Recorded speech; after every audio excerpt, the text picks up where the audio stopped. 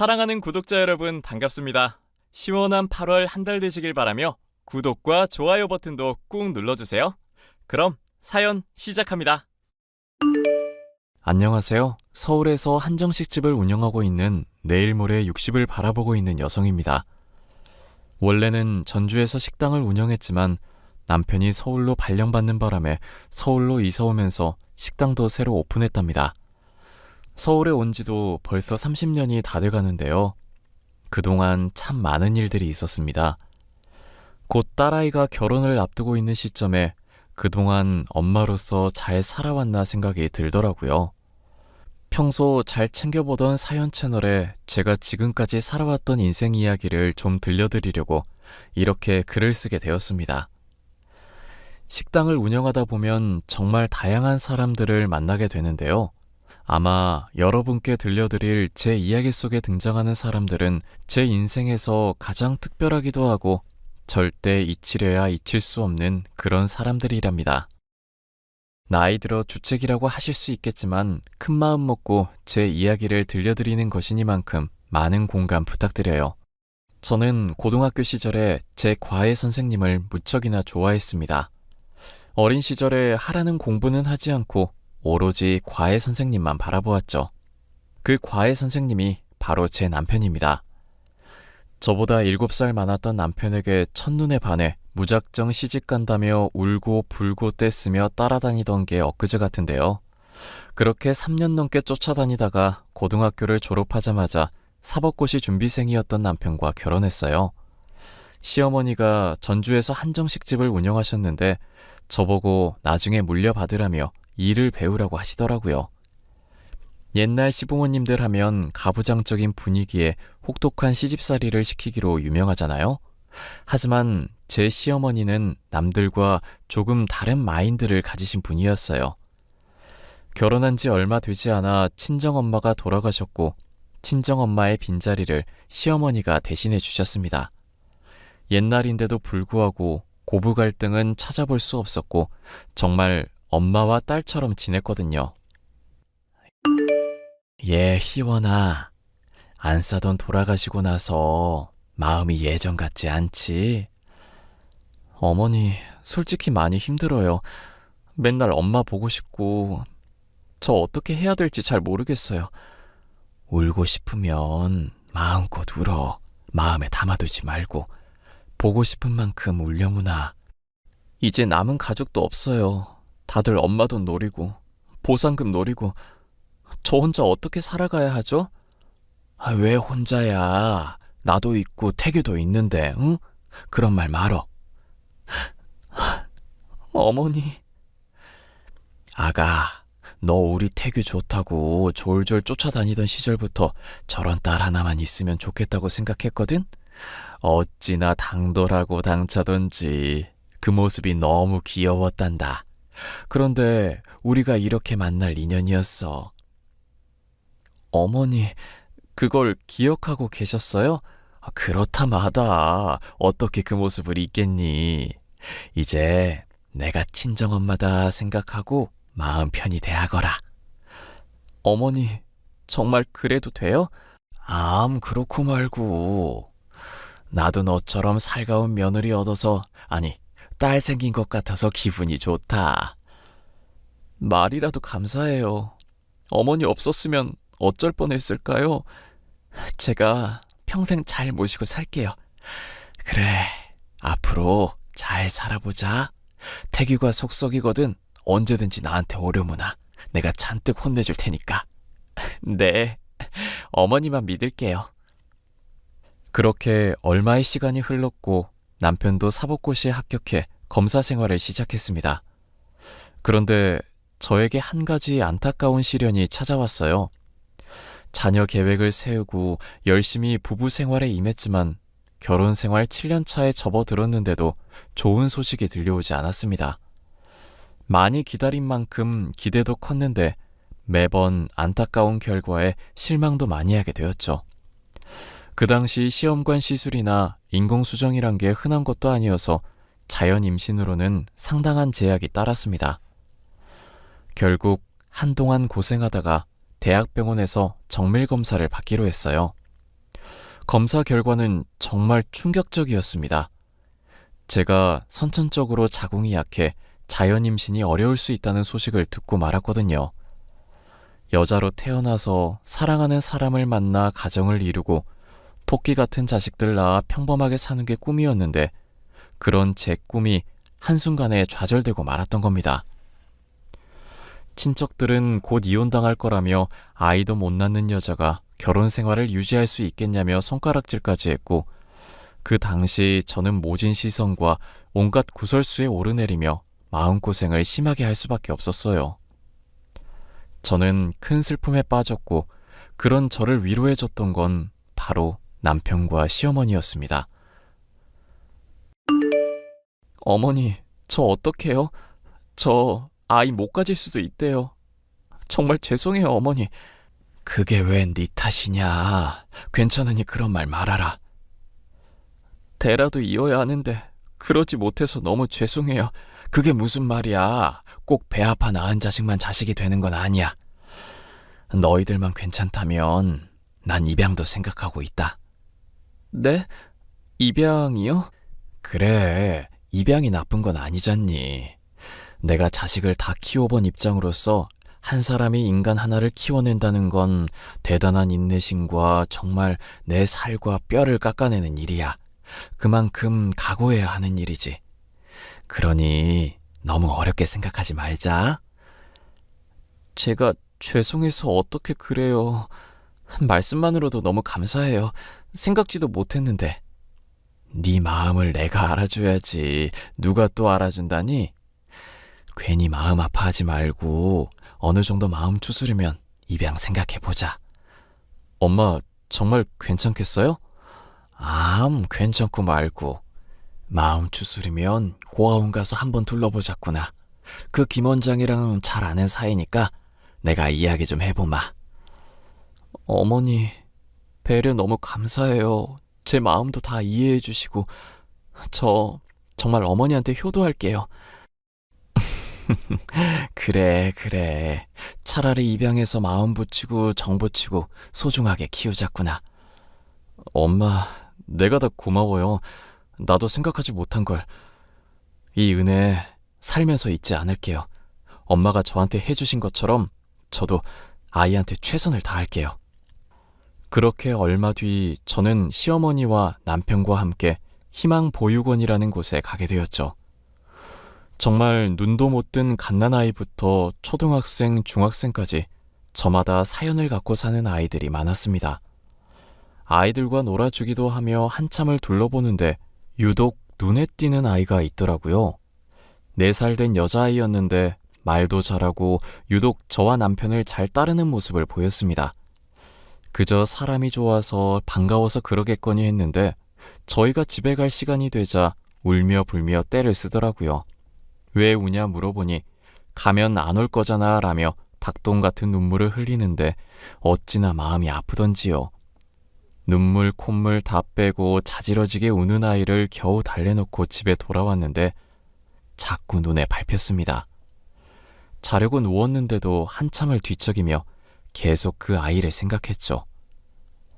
그러다 남편과 대화를 하게 되었습니다.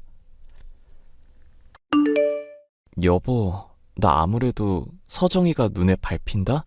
아까 울었던 애 말하는 거지? 울어서 그런가? 이상하게 자꾸 생각이 나. 계속 손잡고 있어서 아직도 온기가 남아있는 것 같고. 하긴 유독 우릴 잘 따랐지.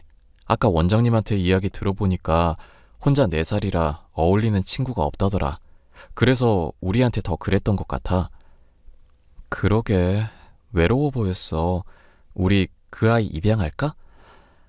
사실 나도 그렇게 생각했는데 당신이 좋다면 나도 좋아. 더군다나 그 아이라면 더더욱.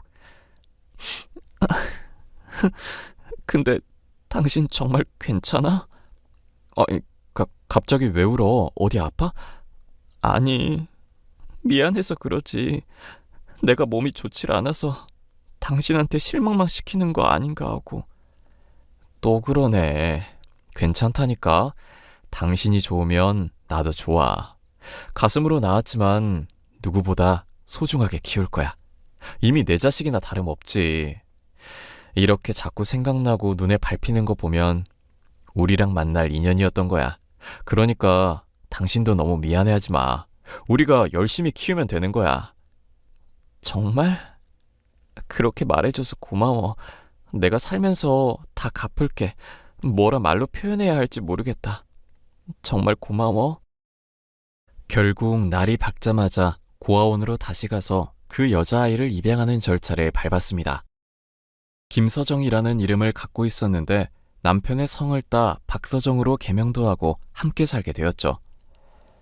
만날 인연은 따로 있다고 하듯이 처음부터 제 아이인 양 살갑고 친근했고 익숙했어요. 어느 화목한 집안 못지않게 처음부터 그래왔듯이 부러울 정도로 행복한 시간을 보내게 되었습니다. 그렇게 20년의 세월이 흘렀고 저는 시어머니에게 식당을 물려받아 본격적으로 운영하게 되었죠. 물론 시어머니도 함께 일했으나 나이가 드셔서 종종 허드렛 일을 도와주시는 정도였죠. 딸은 대학 졸업을 앞두고 있었고 온 가족이 각자의 위치에서 바쁜 삶을 보내고 있던 시기였습니다. 딸아이는 저희와 함께 살기 시작하면서 그 흔한 투정 한 번 안 부리고 속 한 번 안 썩이고 화목하게 잘 지냈어요. 서정아, 바쁘니? 엄마가 지난번에 보낸 반찬은 잘 받은 거야? 잘 받았어. 왜 이렇게 많이 보냈대?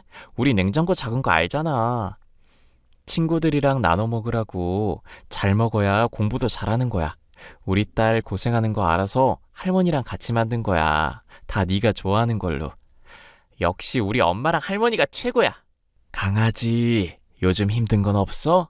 할머니, 저 워낙 튼튼하고 깡다고 있는 거 알잖아요. 그래, 그건 알지. 그래도 힘든 게 있으면 바로바로 말해. 그래야 속 안 썩지. 사실 할머니, 나 사법시험 준비하고 있어요. 내년에 3학년 되면 졸업 준비도 미리 해야 하니까 공부 같이 해버리게요. 어? 너 너무 힘들지 않겠니? 논문도 써야 하고 졸업 준비하는 것도 힘든데 사법고시 하면 너 정말 잠도 못 잘 텐데. 아이고, 그렇게 힘든 거 아서라 아서. 서정아, 안 하면 안 되겠니? 그러게 말이다. 너무 무리하는 거 아닌가 싶다. 할머니도 걱정하시고. 사법고시가 만만한 시험은 아니다. 아무리 날고 기어도 떨어지는 게 사법고시야. 너 단단히 각오해야 한다. 할머니, 엄마 아빠 걱정 마요. 나 아빠 닮아서 똑똑하니까. 미리 준비해서 한 번에 합격할게요. 쉬엄쉬엄 공부해. 몸 상하면 걱정할 사람들 많다. 나 젊어서 괜찮아. 할머니 건강이나 잘 챙기세요. 엄마 아빠도. 조만간 시험 끝나면 전주 한번 내려갈게요. 맛있는 거 많이 해줘요. 특히 할머니표 감자전. 알겠다, 우리 강아지. 조만간 또 연락하렴. 힘내거라. 아빠가 시험에 참고될 만한 자료들 정리해서 메일로 보내줄 테니까 시간 날 때마다 참고해. 그렇게 2년이라는 시간이 흘렀고 딸아이는 약속대로 졸업과 동시에 사법시험 합격이라는 영예를 안겨주었습니다. 시어머니는 집안의 경사라 하며 동네에 현수막도 걸자고 하셨죠. 결과 발표를 듣고 딸이 전주로 내려왔고 정말 동네 잔치를 벌였습니다. 남편도 자기 닮아서 똑똑하다며 크게 기뻐했고 가족 모두가 행복에 겨워 눈물을 흘릴 지경이었죠. 그러다 한 차례 검은 먹구름이 드리웠습니다. 몇십 년 동안 친정엄마 그 이상으로 의지했던 시어머니가 노환으로 돌아가신 거예요. 워낙 나이도 있으셨고 앓고 있던 지병이 있으셔서 많이 힘들어 하셨거든요. 슬픈 마음을 어루만지며 장례를 치르고 얼마 뒤 남편이 서울지검으로 발령받게 되었습니다. 딸아이도 사법연수를 끝내고 서울의 한 대형 로펌에서 일하게 되었죠. 그렇게 전주 생활을 정리하고 서울로 이주하게 된 거랍니다. 새로 식당도 오픈하고 바쁜 부녀 뒷바라지 하느라 정신없는데 고아원 원장님이 연락 오더라고요. 고아원 원장님과 전화통화를 끝낸 저는 내심 불안해졌어요. 사실 얼마 전부터 딸아이의 친모라는 사람이 자신의 아이가 보고 싶다며 찾아왔다는 겁니다. 제가 지금까지 있는 정 없는 정 줘가며 키워온 자식인데 다시 데려갈까봐 두려웠나 봐요. 가슴으로 낳은 자식이지만 친자식이다 생각하고 온 애정을 다 쏟았는데 딸이 이제라도 친엄마한테 가고 싶다고 하면 어쩌지 하는 생각도 있었고요. 결국 뜬 눈으로 며칠 지샜는데 아니나 다를까 불안한 예감은 틀리지 않았습니다. 제가 운영하는 식당에 바로 딸아이의 친엄마가 찾아온 거였어요.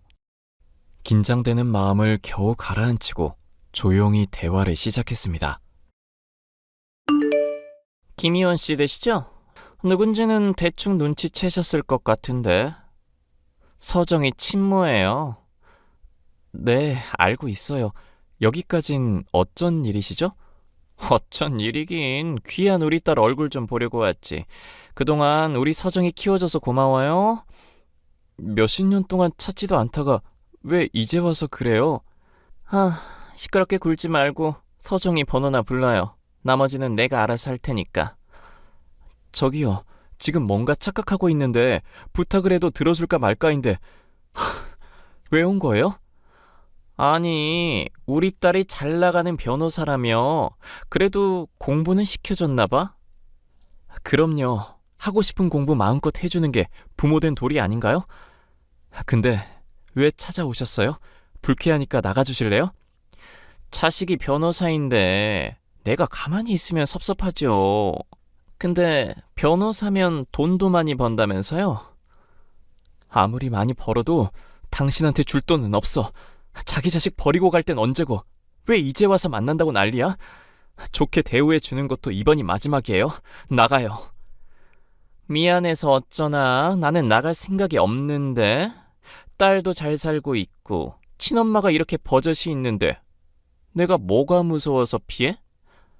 당신이 정말 엄마라면 애초에 그런 곳에 서정이를 맡기면 안 되지. 그건 내가 알아서 할 일이고 내 딸 덕 좀 보려고 찾아왔으니까 당장 내 눈앞에 데려와요. 얼굴 좀 봐야겠으니까. 글쎄 됐다니까요. 당장 경찰에 신고하기 전에 나가. 아무튼 이제 내가 키울 테니까 이제 그만 내 딸 인생에서 꺼지시지? 도대체 왜 지금에서야 찾는 건데? 서정이가 원하지 않으면 어쩔 건데요? 뭐 같이 살기라도 할 거야? 내가 내 자식 보겠다는데 한번 만나겠다는데 무슨 상관? 내가 알아서 친권이니 뭐니 다 법적 처리할 테니까 기대해요. 서정이가 원한다면 얼마든지 보내줄 수 있는데 당신 하는 꼬락서니를 봐서는 설마 돈 필요한 건 아니죠? 아니, 당신이 무슨 상관이냐고. 그래도 내 딸인데 이것저것 잴 필요가 있나? 그냥 내가 그렇다 하면 그런가 보다 하면 되지. 나도 딸 자식한테 잔소리할 권리 있거든요? 따로 만나서 잘 이야기하면 서정이도 알아듣겠죠. 이제라도 부모한테 효도하면서 살라 해야죠. 안 그래요?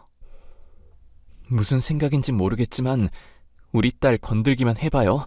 내가 배 아파 낳은 자식은 아니지만 입양해올 때 이미 내 자식이나 다름없었어. 당신이 함부로 대할 아이도 아니라고. 그런다고 내가 쫄 것 같아요? 아무튼 지금 안 부르면 내가 알아서 찾아가는 걸로 알아. 어디서 순 듣보잡들이 내 딸 부모 한답시고 설치고 있어. 지금 뭐라고 했어요? 듣보잡? 말 다 했어요?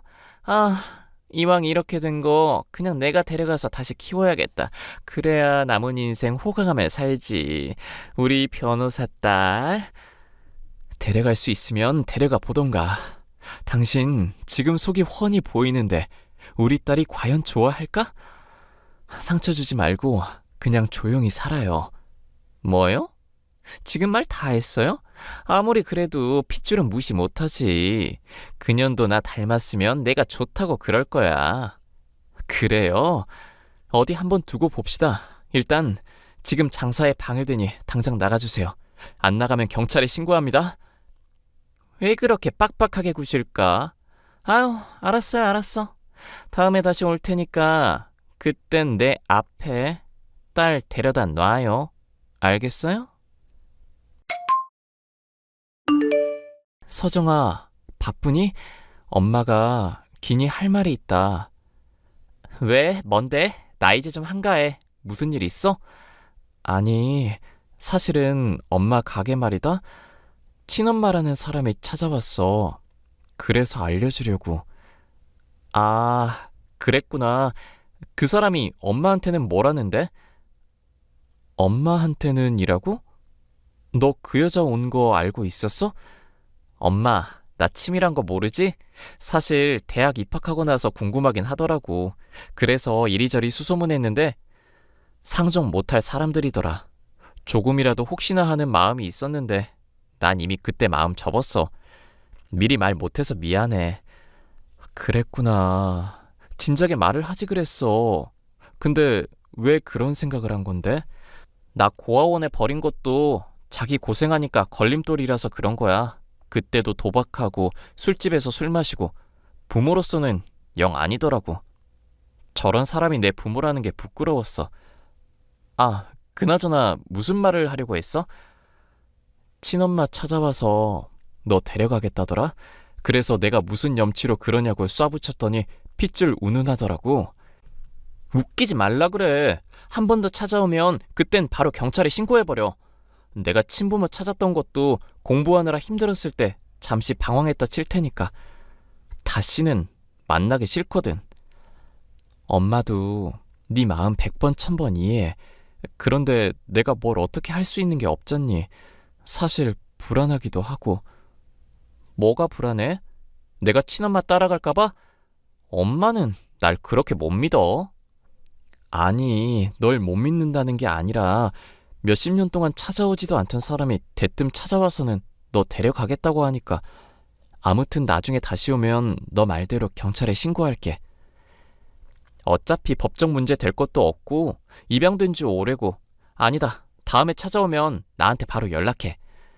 알겠어. 바쁜데 시간 뺏어서 미안해. 이따 저녁에 보자 엄마. 오늘 일찍 들어갈게. 생각보다 딸아이의 태도는 단호했고 걱정했던 마음을 조금이나마 내려놓게 되었습니다. 그렇게 평범한 일상을 보내고 있는데 왠지 모를 적막감이 흐르더라고요. 아니나 다를까 딸아이의 친엄마라는 사람이 가게에 자꾸 나타나 이리저리 회방을 놓기 시작했습니다. 식당을 매일같이 찾아와서는 다시는 안 찾아올 테니 돈을 달라며 말도 안 되는 요구를 하더라고요. 한 번은 조폭인지 깡패인지 덩치가 산만한 사람들을 데리고 와서 돈을 주지 않으면 가게 다 때려 부수겠다고까지 했습니다. 어차피 자기 자식인데 보러 오는 거 문제 안 된다며 돈 안 주면 매일 찾아와서 괴롭힐 거라 하는데 어찌나 당당하던지 기가 막히더라고요. 장사에 지장이 생길 정도로 찾아오는 바람에 결국 저는 경찰에 신고를 했고 친엄마라는 사람은 경찰에 연행되어 갔습니다. 이 소식을 들은 딸 남편이 저와 함께 경찰서로 가게 되었죠. 경찰서에서 고래고래 소리 지르며 자신은 잘못한 게 없다고 난리를 치고 있는 그 여자를 마주해야 했습니다.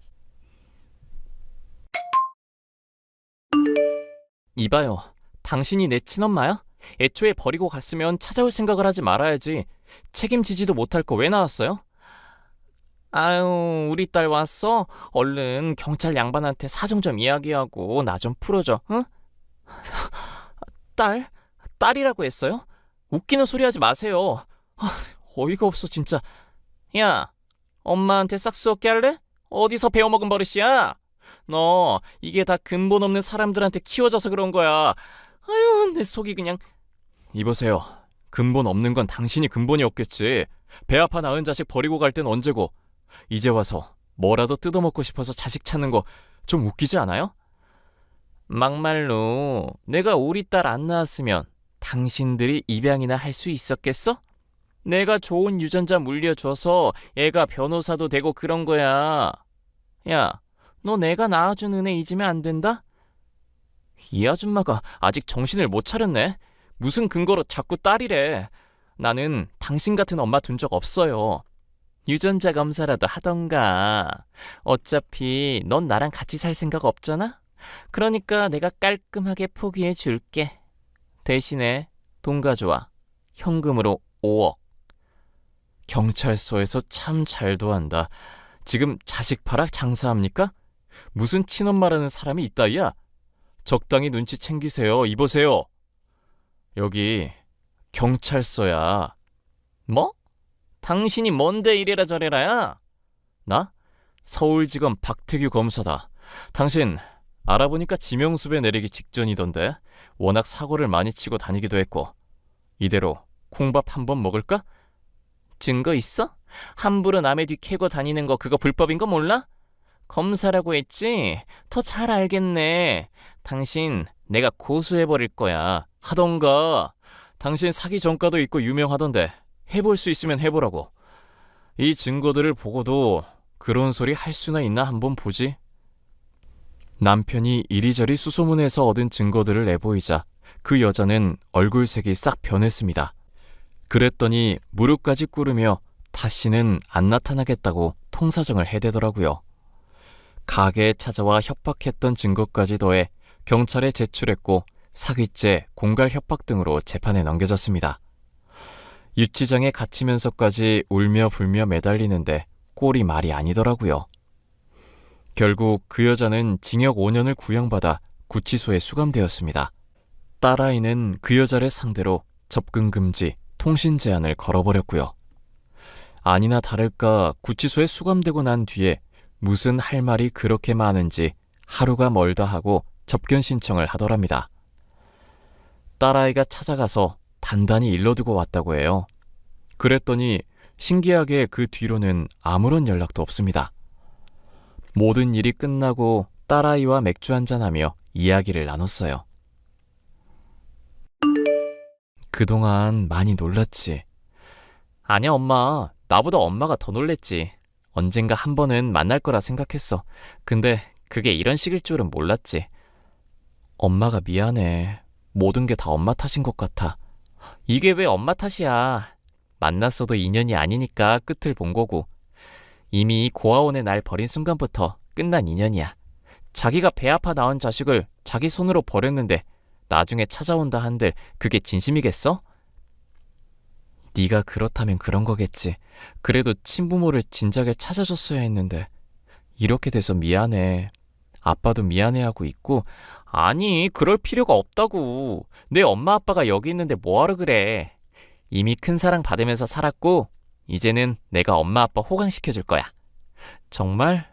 우리 딸 기특하네. 그리고 날 낳아준 건 고맙지만 나한테 일말의 애정도 없는 사람한테 엄마, 생모라고 부르기도 싫어. 가족은 오로지 엄마, 아빠, 할머니뿐이야. 내가 너한테 배운다. 엄마한테 와줘서 고마워. 너는 처음 봤을 때도 그렇고 지금도 그렇고 영원히 내 딸이야. 앞으로 더 행복하게 지내자. 알겠지? 알겠어 엄마. 내가 많이 사랑해.